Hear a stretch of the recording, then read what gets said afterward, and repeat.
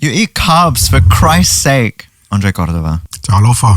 That's hello in Samoa. Tito Stowers. And welcome to Sabotage. Hi, Tito. Hello. We're here to talk about Lavashe Couture. It's my first interview on podcast about my the other side of me. Well, now it's the perfect opportunity to talk about what you founded, I'm guessing. I founded Lavashe Couture as it's just like an art form turned into fashion. Yeah. Didn't know it was gonna explode onto the fashion industry. So it started off as a passion project. And also to honor my mom. Oh. She was a fashionable woman, so yeah. That's super cute.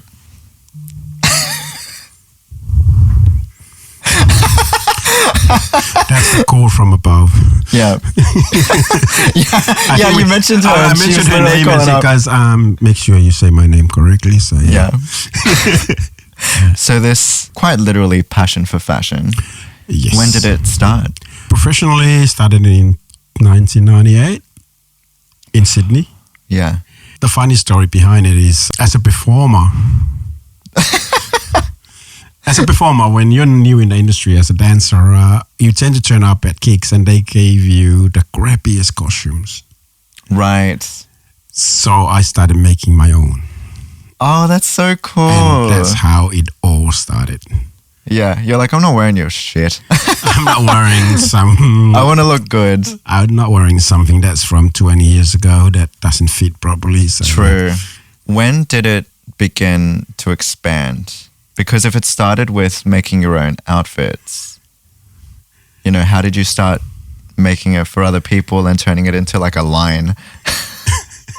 I don't know, but because I'm self-taught, I taught myself how to create everything that I make, and also I make my own designs. Yeah. So when I start making my own costumes, it's starting to the point where I stood out when we do shows, and then people automatically assume that I'm a designer. Oh. So they start asking me, can you make this? Can you make this?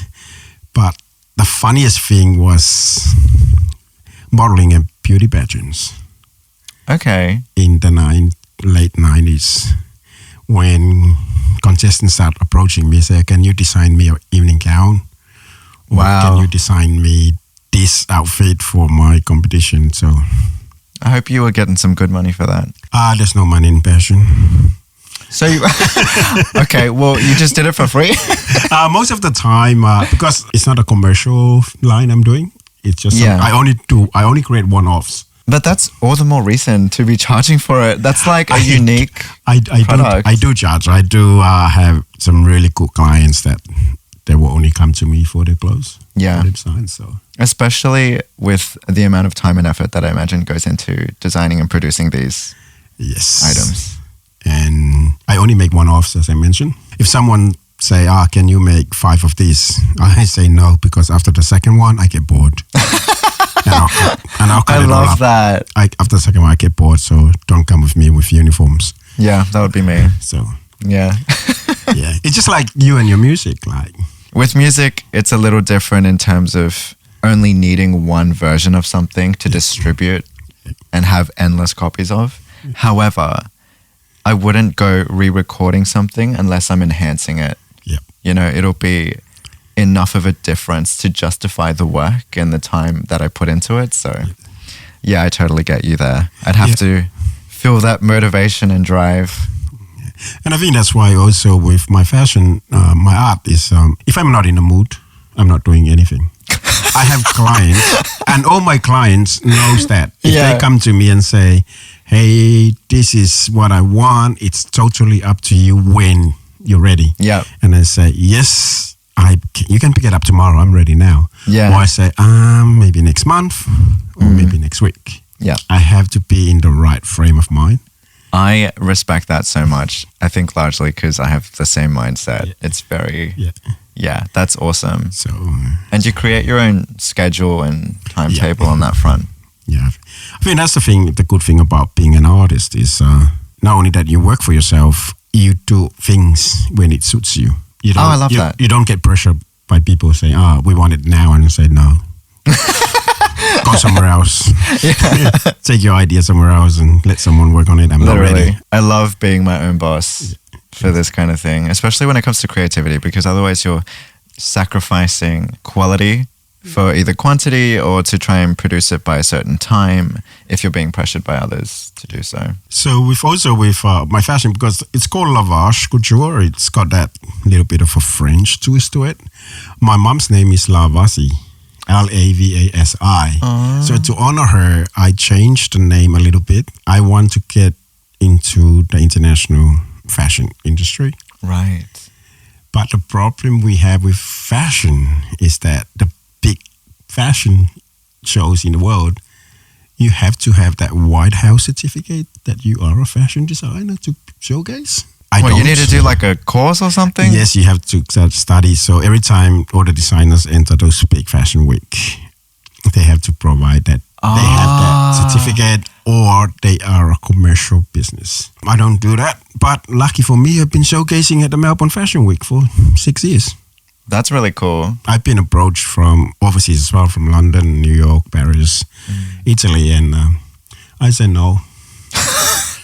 I say no for the simple fact that you have to come up with at least $50,000 for that. It would be fashion shows. For me, that's a lot of materials for me to buy. Yeah, unless you could get somebody to sponsor you for that, then. And also with those ones, they give you an idea of what they want. Right. It has to be a collection. I don't do collection. Yeah. I'm more of a mix and match. Yeah. Lucky for me, for the Melbourne Fashion Week, I do it with under the umbrella of Global Indigenous Runway. Okay. So I'm grateful for them because when they ask me every year, they say, we're not going to tell you what we want. Just go crazy.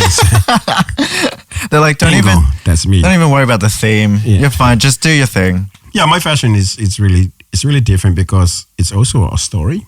Yeah. Every piece I create is a story. It has to have a meaning. I don't create a piece based on expectation. Okay. I create a piece with my mind thinking that there will be a conversation. So my piece is about a conversation, not about expectation. And lately I've been creating pieces that combine my cultural background, being Samoan. I was going to ask about that, yes. So I always incorporate the Samoan print, the natural resources, and mix it with the modern fabric that we have now. And when it comes out on stage, there's a conversation happening in the audience. Say, what's that? Yeah, because it's representation, firstly. Yeah. It's a shame, though, that you basically need a fucking degree to be able to, like... Major fashion, the first thing you'll read in their criteria. That's upset. Like, I'd never considered that. I mean, I hadn't given much thought to it, but it's kind of interesting given that it still falls under a creative outlet. Yeah. So it's like, creative things are often self-taught. Yeah. Why do you need a fucking degree, bro? But yeah. How many runways have you done? I don't know. Too many. There was a big one that happened in Sydney, in Australia. I mean, Sydney, they called the Pacific Runway. Okay. It started in 2012, I think. So I've done that every year. It was at Garage Works, where the Australian Fashion Week is held now. Ah, okay. And then I've done the Melbourne Fashion Week, the Mercedes-Benz Fashion Week in Melbourne, the Virgin Australia Fashion Week, the Baybel Fashion Week. I always walk away feeling grateful, but sometimes I feel like that's not my platform. I think I'm still looking for my platform for my work. I mean, it does sound like you have a unique approach to this because you are going about it a way that most designers apparently don't. Yeah. So it's like, I wonder what that would be. I know what I want as a runway, but there's money involved in the background. But that money won't really pay for what I want. Yeah. I mean, I think it'd be, you know what, totally random kind of idea, but I just imagine it being this really cool setup where you have the most unique of stores where it's like, okay, this is a one-off, one design, one time only. And you could have so many people just waiting to see what comes up. And it could turn into a fucking bidding match. I don't know. It's like a whole thing. And I think that would be a really efficient way of making a ton of money off, one-of-a-kind designs. But it could be just a different platform compared to, like you said, the standard runway, need to make a collection. Yeah. It's cliche, it's boring. Oh, it has to be a race platform, it has to be a runway. Models have to look this certain way, and for me, and say, but why? Fuck that. Yeah, I don't like. So what I have in mind is very weird, but the thing is, I need models that can do it. Yeah. That can literally say, okay, we're going with your idea. One idea in mind is that get 5 models in the middle of George Street on a busy afternoon lunch. Yeah. And just parade from Town Hall all the way down to Circular Quay. You don't need to buy an audience. Get an audience. The audience is already there. That would go viral. They can just come out and say, wow, what's happening here? So, but that's one. The problem is, it's really hard to find models who are artistic enough to take the challenge. Yeah. And also, I'll be arrested. Would you be arrested for? When you run an event in public places, you need to have insurance. Right. Public liability. Sydney Council have to approve and sign all the relevant paperwork saying, where's the freedom of artist expression? I feel like you could argue that it's not an event if you were to just get a few models, strut down the street, and video it. Yeah. Like, and one of the funny thing is for me is that that's why I need the right models, because it can be really funny when the models come down, and I'll be teaching them, say, as soon as you see the police come to run. And I'll be running with you. So imagine how great that is to say, oh wow, you see those models in high heels running across, and then all of a sudden people say, what just happened? Yeah. But it was actually a fashion show. That would be so cool. I love that idea. But when I saw that, tried to talk to people who are not artists about that idea, say, oh, no, you have to have a proper this, proper that, and say, cliche. Yeah. What happened to just fucking spontaneity, So yeah, that's my fashion thing. And I'm blessed enough to have clients that are really cool. And I'm known in the industry as very quirky designer. Yeah. Which I am proud to have done. We did a massive fashion show for Pacific Runway, where one of the organizer, an Islander woman, came to me and said, Tito, can I tell you something? And say, yes, what? That was after my line came out. And say, I just want to let you know that you're very quirky, and also you are the Pacific Island version of Alexandra McQueen. Wow. That was a compliment. That's a big compliment. And I would say, okay, I love Alexandra McQueen. He's crazy, but it's cool crazy. I love that. That is so good. Because in my community, in my cultural background, we tend to follow what's expected. Right. Because some of us, we try so hard to be known, we try so hard to be recognized that we have to follow what the industry expects of them. And for me, and saying, bullshit, I don't do that crap. Yeah. I'm ever since I've become an artist, ever since my artistic life, I'm always against norms. It garners you more attention as well to go against the status quo. It's fun. Oh yeah, like this year's. It's more fun that way. Like this year's Melbourne Fashion Week in March, that I went down to Melbourne. I arrived with my collection. I changed that collection last minute. Really?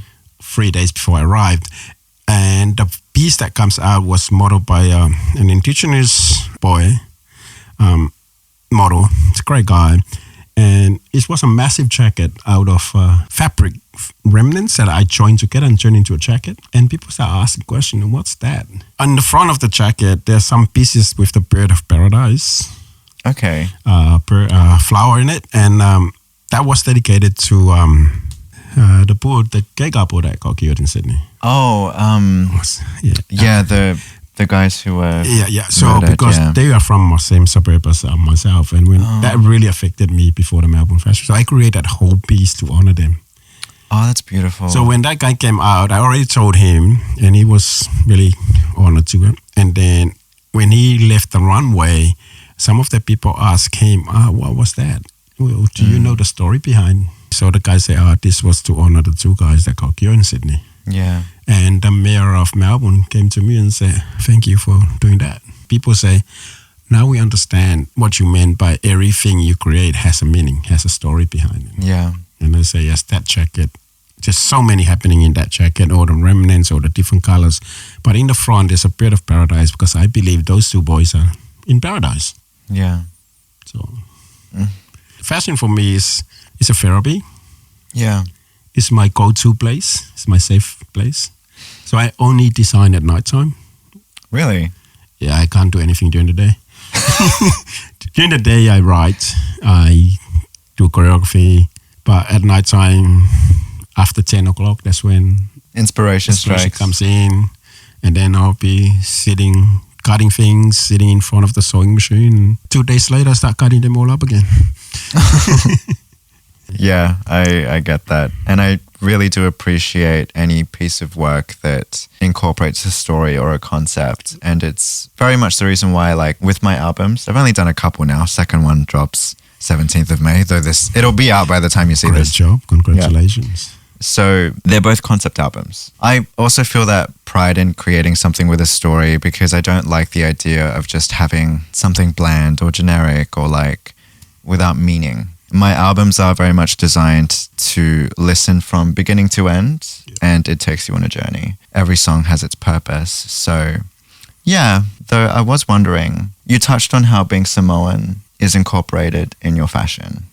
Do you want to speak more on that? Incorporating the culture into work, because the Samoan and the Pacific Islands, we have our very unique designs and motifs. Yeah. And that's been seen on a lot of tattoos. True. And most of our motifs and tattoo prints are on people that are non-Samoan, which I appreciate that. Like when I see a non-Pacific Islander having a tattoo with our motifs and our designs, I say, wow, it's good because it makes people to ask the question, what's that mean? Yeah. So long as they know what it means. Yeah, a lot of people get tattoos and they don't know what it says. It's true. So when I incorporate I add that on to my designs, it's just also like sharing what we have, because most of the time the world does not know our culture as well. Yeah, I can definitely relate. And the funny thing as well is that I've seen the fashion world now, and lately they've been using Pacific Island inspiration in their designs. Really? Getting back to my Samoan culture, it's a beautiful culture, Samoan culture, our prints, our stories, and most of our clothes are all natural materials.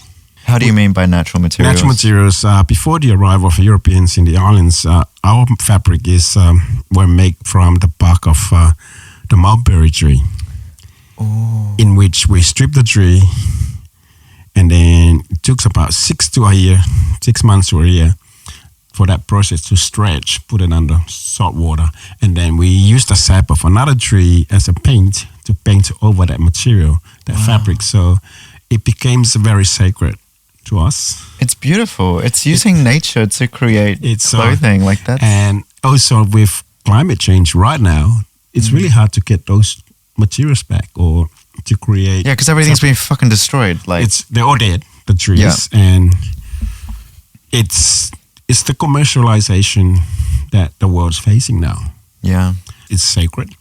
Yeah. So I sometimes use that image, take an image of that natural material and transfer it into modern fabric. Okay. One of the biggest pieces of this year's Melbourne Fashion Week was in my collection. My final piece came out, and the whole dress was made out of natural material. It was all bark of the mulberry tree that was painted. Beautiful. And when the model came out, literally everybody there was clapping and screaming. I would have loved to have been there. And that whole crowd, there was about 300 people in there. It was at Melbourne Museum. My collection came out there, and 90% of the kids were non-Pacific Islanders. I got asked questions, what's that?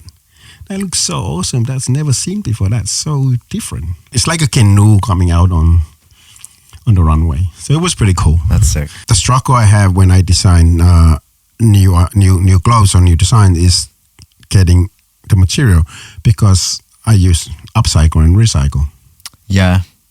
You actually care about the environment. It's not just care about the environment.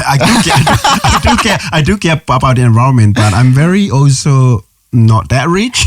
Yeah, and So it's also cost effective. Yeah, and I'm saying, spotlight material, that's expensive. So sometimes I just go for a visit down St. Vincent and find some nice material there. So I normally convert a simple, non-expensive material into something that's very couture looking. Yeah, sounds efficient. So I created a piece about 6 years ago that was at the carriage work. The whole evening gown with a 4-meter train.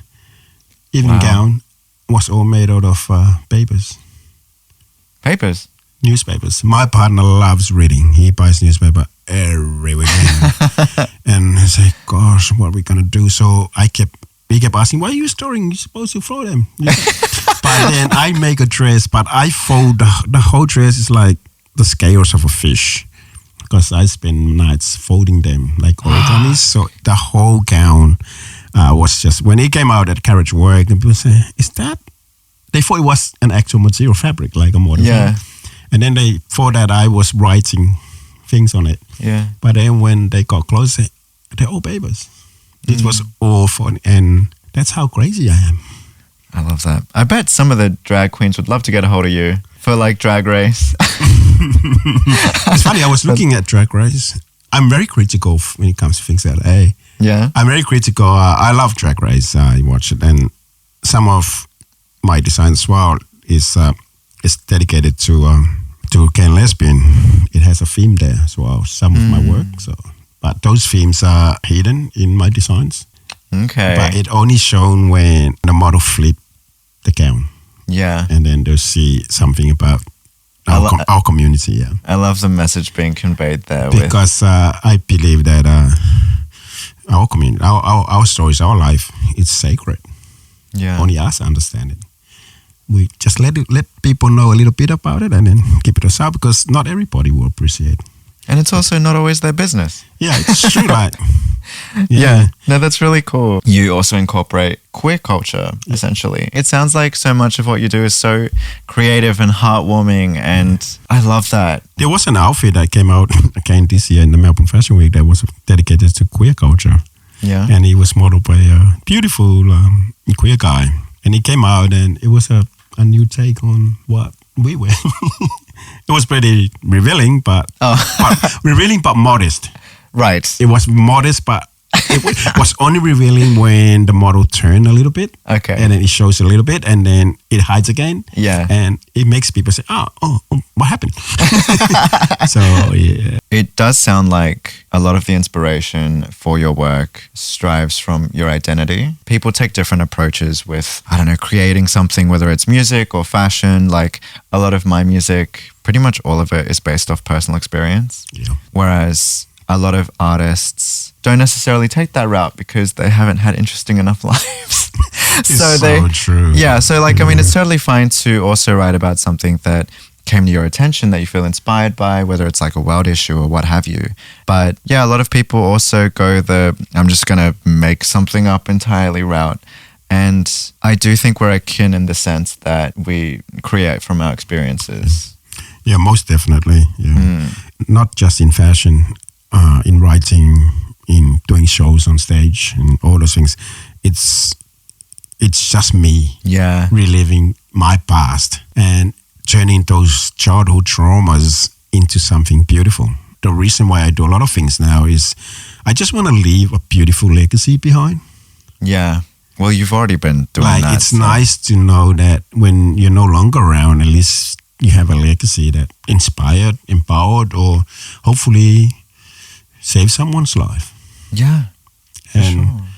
And we have those stories. We grew up knowing those stories. We live through those traumas. And most of us, you turn it into music, into songs. Some turn into painting. I turn them into everything. Most of my designs are about my survival stories. Yeah. And also about mental health. Like, people need to ask the question, what's that piece? Why does that piece look incomplete but complete? Yeah. And say, because it's complete because some people are complete.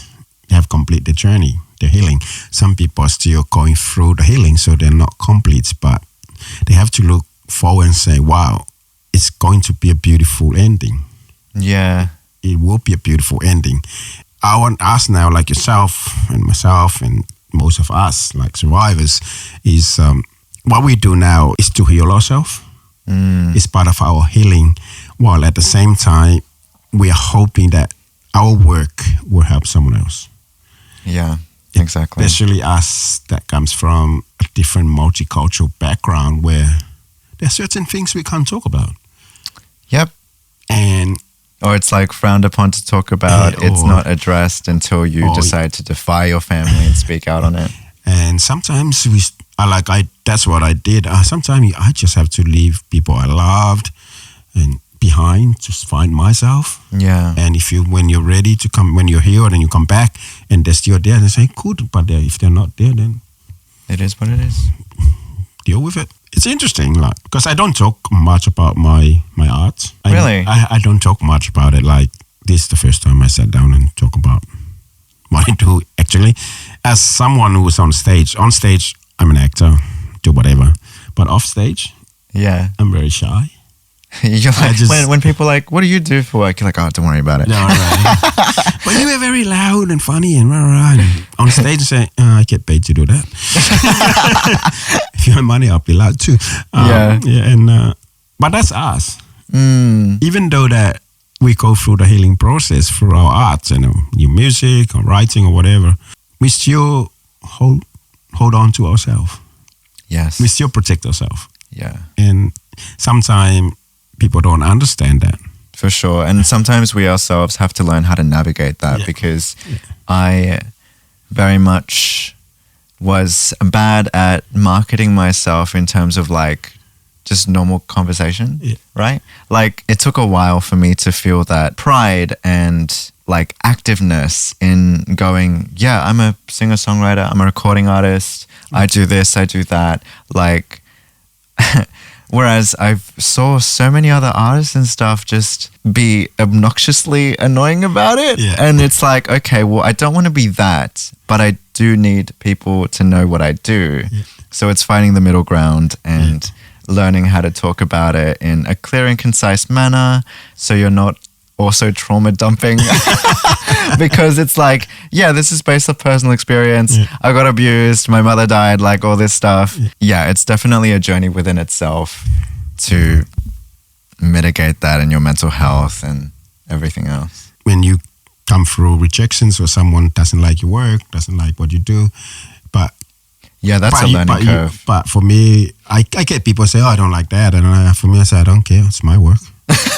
Yeah, that's my attitude now. Literally, I had to learn that too because there were times, especially when I think the difference here between our outputs of creativity, music v fashion, is my stuff very much has to be online. Yeah. And so you get the whole world of like comments on social media and people who are trolls and negative and mean for the sake of being mean because they're anonymous and there's no consequences for them. So it also took a while to not let it affect me. Yeah. Like, it's never going to be nice. You're never going to enjoy seeing it, but you can learn how to have fun with it. Yeah. You can learn to just not give a fuck and also to really stand your ground and stand up for yourself. I remember someone was on their fucking high horse about how I had responded to somebody else who had been like a total cunt in a comment. Yeah. And they were criticizing the way that I responded. Like, they were trying to tone police me. Yeah. And I was just like, who the fuck do you think you are? Like, it's fine to say, oh, I don't like this or whatever. Sure, go for it. Yeah, cool. I didn't make it for you. Yeah.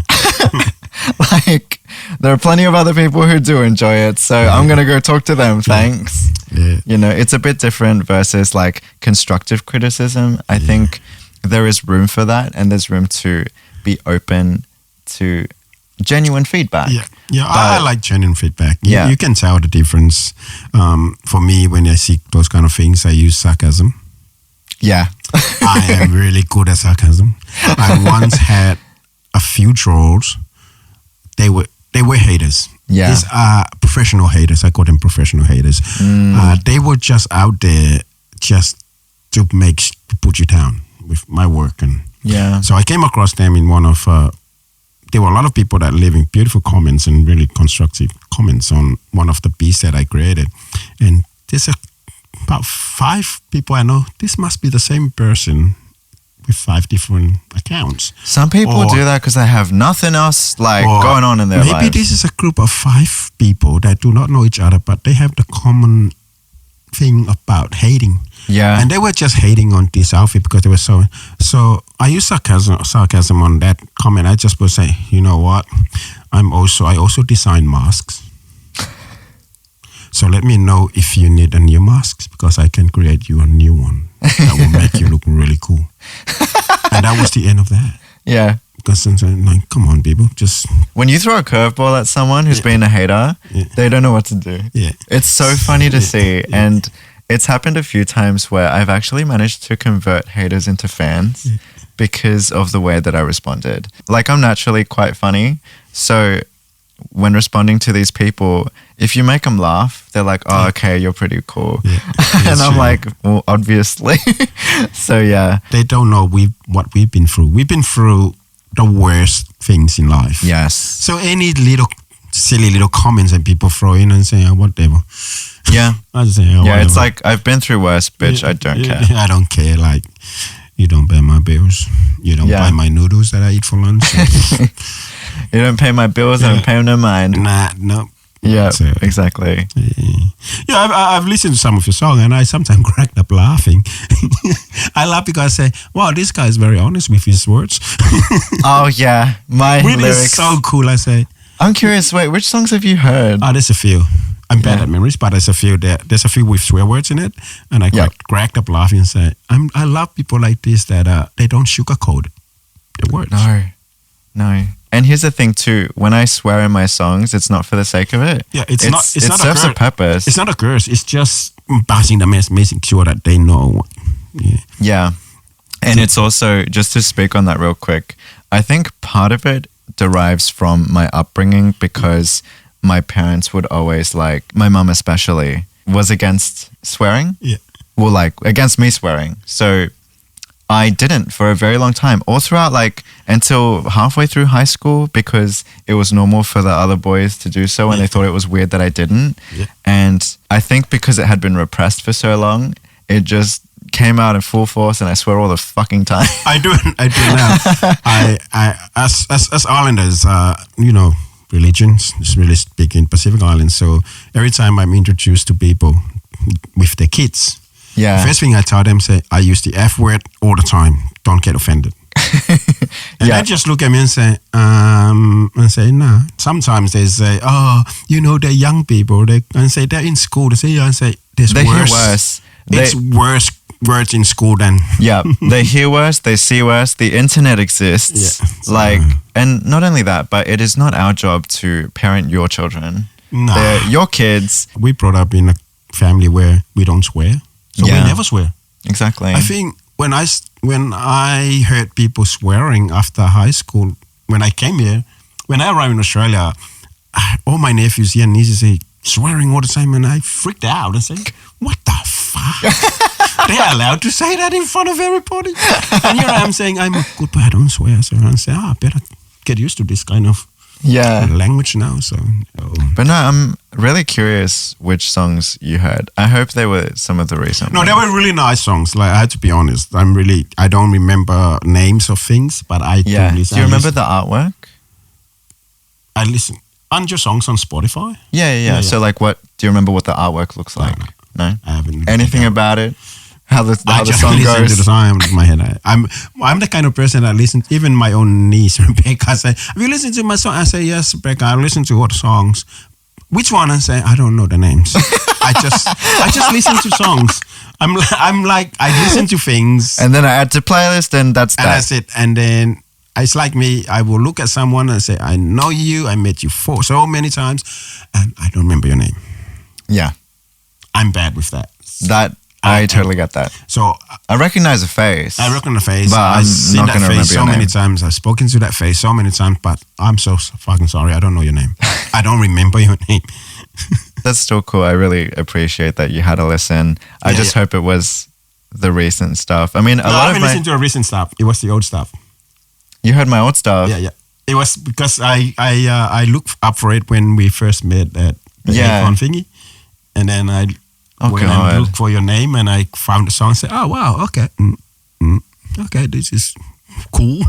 Yeah. I hope all right, the oldest stuff that I still have out is my debut EP, Heat.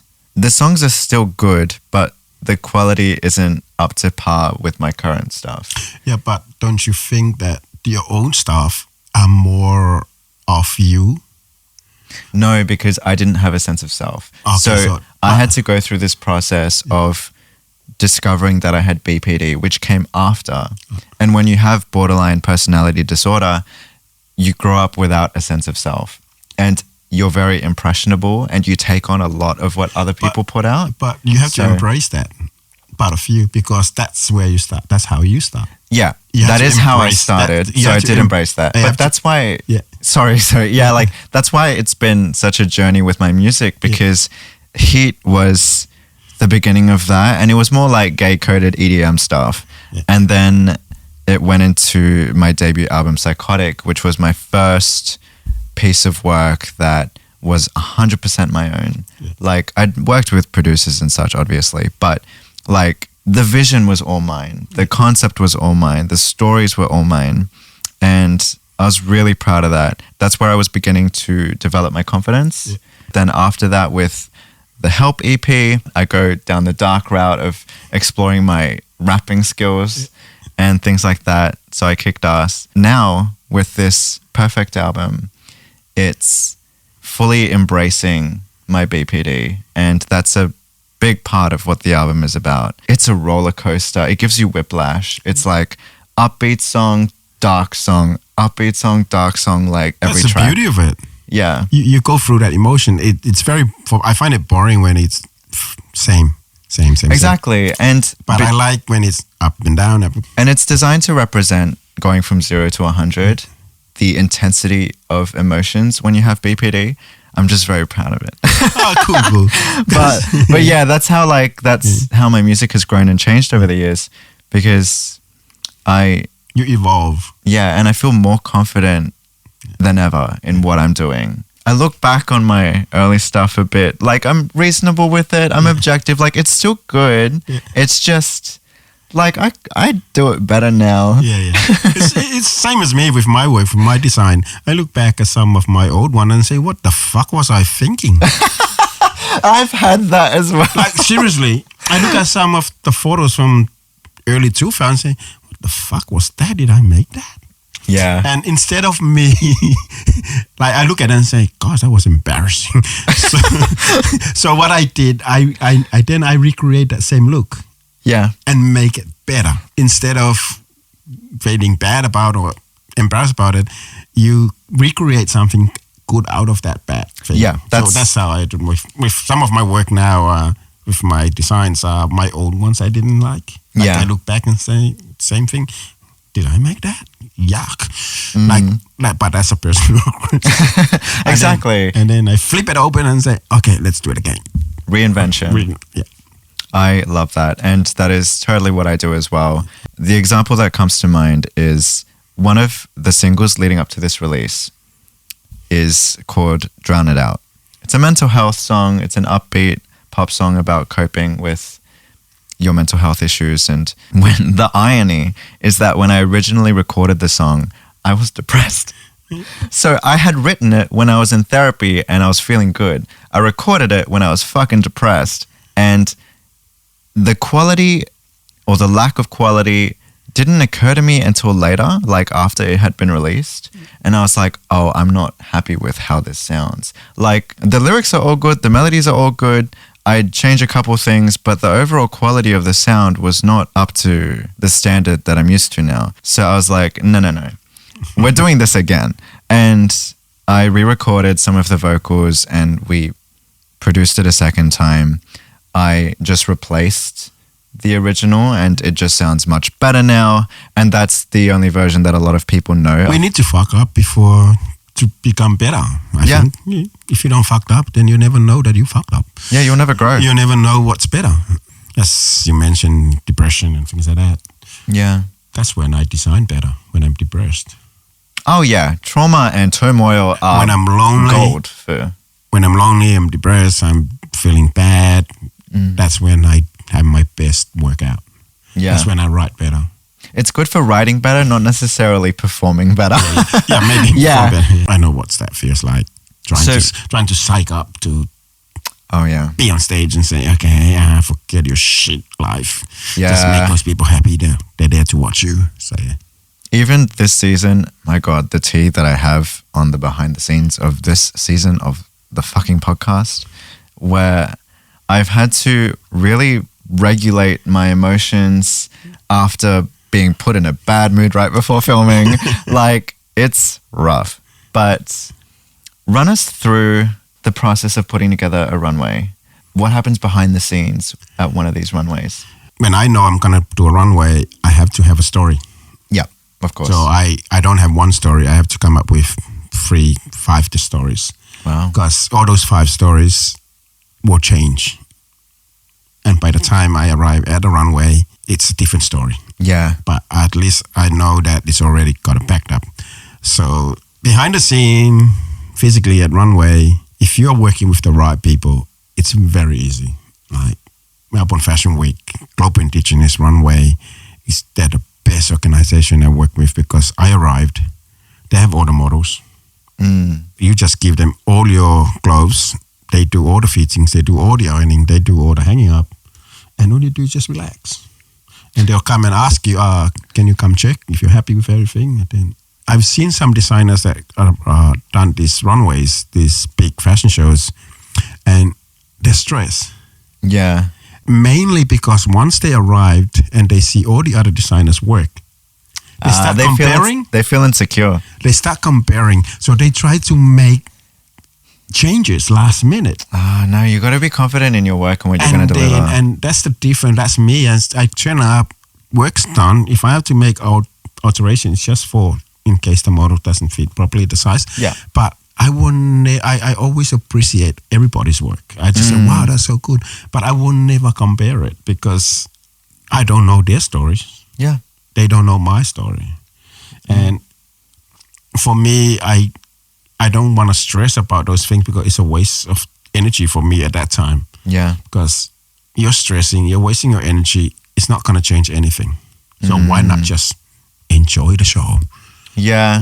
Enjoy the moment. Enjoy the show. So, but it's a beautiful, beautiful atmosphere when you are with the right people, when you see the right models wearing your clothes.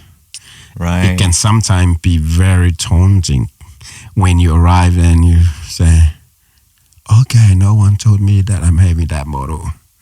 It's because, and then that's when I have to change the look of an outfit. Have you ever been sabotaged like that? Do you by a model?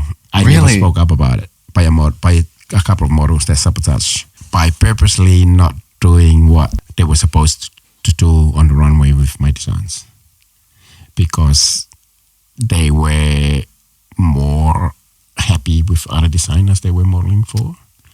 And for me, they say, okay, for me, it's a sabotage. Yeah. Yeah. Obviously, because we've done through trainings and runway. Yeah, it's like, be professional, bitch. So, and then when that happens, but that's the most beautiful part of that gown that was supposed to be showcase. Yeah. But that didn't happen. Wow, I hadn't even thought of that because like you're very much trusting the models to deliver your work. Because it doesn't matter what kind of clothes you have, what kind of designs you have, it all comes down to the models. Yeah. How they sell it on the runway, how they work. When I do runways, I always ask the organizers, I want models of all size, all shapes, all age. I don't stick to size 6 or 8 only. I say I want size 8 to size 20 if you have any. I want young, Give me models that eat carbs. And I want to see models that wear clothes. Yeah. So, but I do come across sabotage. I do also come across where some organizers will do a runway for about 15 designers, and they will try and purposely put me in a position where I don't shine. Yeah. But that never worked with me because when that happened, I'm very vocal. I will just straight up to them say, if you put me in that spot there, I'm taking all my gloves. I'm not showcasing. I don't give a shit if this is a big runway. But they say, but this is the order. And I say, I don't give a fuck about your order. Yeah. You had to make sure that every single designer in this runway shines. But if you're going to put me there, that means I'm blocked in. Yeah. And it's not going to work with me. Either put me where I want or I'm taking all my clothes and I'm going. Yeah, or I'm walking out. And then they say, but and I say, I don't care. That's badass. I can walk out through the runway, tell all my people that come support me, we're walking together outside. Yeah. It's fine. I'm vocal. I'm very vocal because it's your work. Yeah, for sure. I love that. You're like, I have too much self-respect. Yeah. I have too much care and love for my work to let you treat it this way. I have walked out of events like that. Yeah. I have literally walked out. And that's why the industry know me now. I say, don't piss them off. I'm really nice. I'm really easy worker. I'm exactly the same. And I get people saying like, don't piss them off. Don't piss it off. I attend runways where the organizers will come and have a look, like some from New York or from London. They normally come and check out all the collections or all the lines. So as soon as they come around, they come to my side before the runway, and the organizers know me, will tell them, that's Tito, skip it. Let's go the other one. They know when he comes to mine and say, that's Tito. It doesn't matter what you tell him. He will still put on the runway what he brought. Yeah. And I say, that is my work. And because they don't ask you the story, what's the story behind your work? Yeah. They just look, that's color. Instead of understanding why. And that's because they try to change the order and say, no, I wanted this order. Sometimes they try to change the order so that their favorite model can come first in your collection or come last. Right. Because those are the two main models in any collection. The first model, but the last model is the most important model in any runway. Okay. So if you ever go to a fashion, they say you have to model, make sure you say, can I be the last model? That is the most important model of any runway. Wow. So, and I say no. This is who I want to lead and this is who I want to be at that last. Yeah. Save your favoritism for other collections, for other designers, but not my line. Right. So, yeah. Well, on this subject, before we wrap up, being Samoan in the Australian fashion industry and doing the work that you do, what's your experience with discrimination? Interesting. There is. That's why I don't do the Australian Fashion Week. Oh, yeah? I refuse to do the Australian Fashion Week because I still see there is discrimination in a point where they put all the indigenous designers together in a different runway. They say, all the indigenous designers are in this bracket. As if they can't possibly compete with the... Yes. And... like, here's the extras. Go watch them over there. And if you look at also at International Fashion Week like London and New York, you never see an indigenous fashion designer showcasing with Gucci or those big labels. Yeah. Because I think, for me, that's a compliment because we are afraid. For sure. Because we're bringing something fresh. Yeah. We're bringing culture on the runway. So when people say discrimination, say, I saw it, but they're threatened by me. Yeah, exactly. I win. Yeah. So long as you can still get your work out there or pretty much achieve what it is that you personally want to achieve with your work, then fuck them. Yeah, fuck them. Though I do recall the way that somebody, I guess, assumed that you weren't anyone important and kind of like... Yes. Oh, you read that post? I did read it. I did tell a lot of people about that. So I attended an event where, because when I coach event, I don't care if it's black tie, I still wear my shorts. Yeah. Oh, okay. I don't dress up for anybody. Right. So I attend this event where I know the woman runs a massive fashion week in the Pacific, in Charlotte, around the world. She came over, saw me. I say hello. She just looked at me and kept walking. So some of the people later on the night told her, that's Tito from Lavashe Couture. Yeah. And the next minute she came back and said, I'm so sorry. You must be Tito. I say, sorry, I'm busy. I can be a bitch.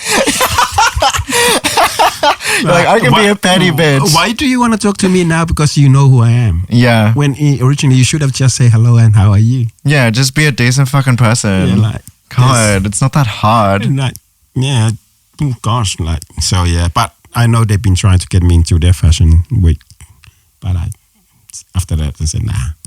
I'm glad I didn't do it when they asked me a few years ago. So Really? yeah. Any particular reason for that? As I say, I'm very fussy with fashion show. Like, Yeah, you're very selective. like I've seen like they still have about 15, 18 designers in one collection, and they all they're all the same. Yeah, a lot of it is very similar. It's copy and paste, and I don't want to be part of that. Like, I'm more into crazy fashion. Yeah. That's why your stuff's always going to stand out. I want to see art coming on the runway. I don't like models that walk like that. I'm also one models that just crazy on runway. You just want completely unhinged. Just like, get up and be yourself. Don't follow the trend. Yeah, Just if you want to crawl on stage, like I did a runway where I said one of the models, can you just crawl when you enter all the way halfway and then stand? And she goes, yeah, I can do that. And she crawl and then say, that's fun. That's amazing. I had a private show where I told all the female models wearing evening gowns not to wear the evening gowns, to hold them when they walk on the runway, and they did. They were walking on the runway, and the people say, "What's that mean?" And say, "That's them in a nightclub after 12 midnight." That's realistic. How many girls have you seen on the street? Yeah. After 12 midnight, coming out of the club holding their high heels? Yeah. Exactly. Like, and also I did a fashion show where the models go. I say, all of you must take your mobile phones on the runway. And I say, what for? And say, when you get to the end, take a selfie. And they did. They stood at the end and take selfie of themselves, and people say, "What the fuck is that?" And then the model say, "Tito told us to do it." And then say, "At least you have a nice selfie of yourself on the runway with all the people behind you." Yeah, and that's life. Yeah, that's what's happening now. I fucking love that so much. I need to just please send me an invite to your shows. Yeah, I would love to see. Yeah, I'm planning one for my birthday in August, so that'll be a crazy one. Yeah. They sound incredible. Yeah, I do weird things. I do weird runways. Well, to wrap up, do you have any wise words of wisdom for people looking to get into this industry? If you want to get into fashion, be yourself. That's what we've learned pretty much. Going to study fashion is good if you want to learn how to make clothes, but don't think that that's the end of it. Yeah. Because you learn more when you make mistakes on the sewing machine. Trust me, some of the clothes I put online are mistakes.